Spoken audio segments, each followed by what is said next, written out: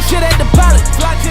Niggas be broken, be sobbing, but still talking shit like they violent. Niggas is broke. The All-Star Weekend is the biggest weekend in basketball. A weekend for the stars to shine. A weekend for the fans to see their NBA's best players. I know, I'm literally uploading this on All-Star Weekend, but it has to be said, despite all the hype, the All-Star Weekend sucks. And here are 5 reasons to prove it. Number 5, the voting system. Okay, the voting system for the All-Star Weekend is just whack. Now, I honestly feel like this year's All-Star voting has been the most balanced All-Star voting in years, just for the simple fact that it gives players who aren't all over social media a chance to get the spot that they deserve. If it weren't for this year's voting system, Zaza would start. But if it also weren't for this year's system, Isaiah Thomas would be starting. It's just a system that's flawed. Players like Steph Curry and Kyrie Irving will start over guys who deserve the starting spot more than them, like Westbrook and Thomas. And even for bench spots, there's just no consistency, even when it's only coaches who vote. If winning is the priority and the reason why there were 4 Hawks in 2015 in the All-Star game and 4 Warriors in this year's All-Star game, then why isn't Bradley Beal an All-Star when his team has the 3rd best record in the East, but Melo is when his team is at the bottom of the conference? If stats were the priority, why didn't Isaiah Thomas get more votes than Kyrie in the player voting and fan voting? There's just no consistency.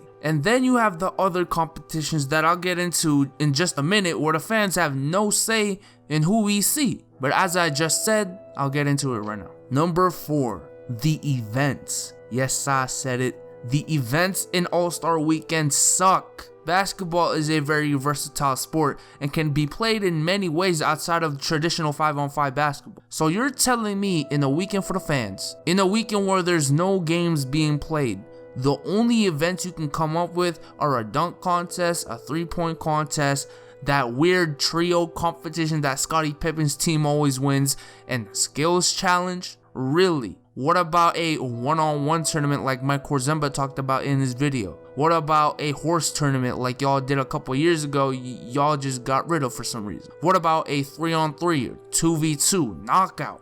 Yes, these games will take longer than the original 4 events, but that's why you have the whole weekend to yourself. Just start earlier and make the original 4 events the main events if you want. No way there should be a week off of basketball basically for 3 45-minute events and a subpar game that I will get into a little bit later. Number 3, the players in the events. Okay, it's one thing to not have a variety of events, but it's another for those events to suck because of the players that play in them. When you think of All-Star, you think of the game's brightest stars. Russell Westbrook, James Harden, LeBron James, Kevin Durant.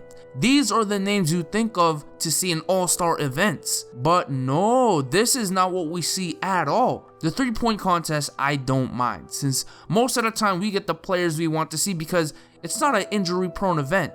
In fact, none of the events are. The 3-point contest is just the least because, you're just shooting jump shots. But if you look at the 3-point contest this year, there's one name that's not on the list that's really bothering me, and that is Stephen Curry. Like, have we gotten to a point where shooting stationary threes for a minute and a half is dangerous enough for guys like Steph Curry to not be in? He is the greatest 3-point shooter this game has ever seen, but he's not in it.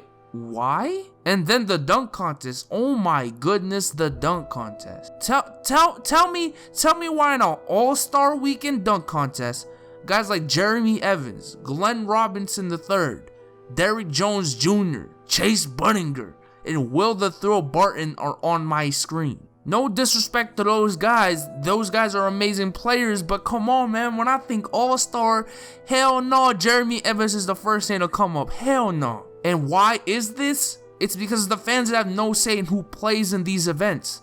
None. It is a crime that LeBron has never been in a dunk contest. It is a crime that Russell Westbrook will probably never be in one either. It is a crime that we wouldn't have been able to see Zach LaVine this year either, even if he didn't get injured, just because the players decide if they accept the invitation or not. I get it as a player if you don't want to do it, but as a fan looking from the outside, it simply just sucks not being able to see my favorite players in these events. Number 2, No basketball for a week. I know the players need the rest, and I get that, and I really do respect that. But again, from a fan looking in from the outside, it just sucks that we won't be able to see any NBA level basketball for a week. For a weekend filled with just a bunch of Jeremy Evans and Derrick Jones Jr.'s. It would be okay like last year, where I believe the 3-point contest, the dunk contest, and the skills challenge did live up to the hype. But ever since the early 2000s, the events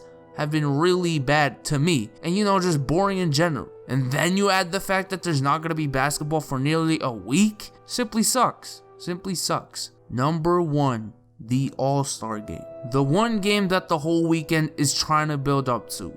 The NBA All-Star game. Simply sucks. It really is the epitome of how uncompetitive most of these guys are now. It seems like they're simply there just so they can say they were an All-Star and don't try it all after. You look at the game, there's literally no defense being played. I've seen so many times where the defense straight up just stands and lets the other team dunk. Yeah, I get it, your dunks are sick. Why don't you carry them to the freaking slam dunk contest? It would be better if it was a competitive game and you see those high flying dunks, but you get neither. The points record is broken every year, and I'm just like, okay, so what? It would be a shame if they didn't break it based on how both sides are playing defense. And then you got the B squad of every team that just makes it even more boring.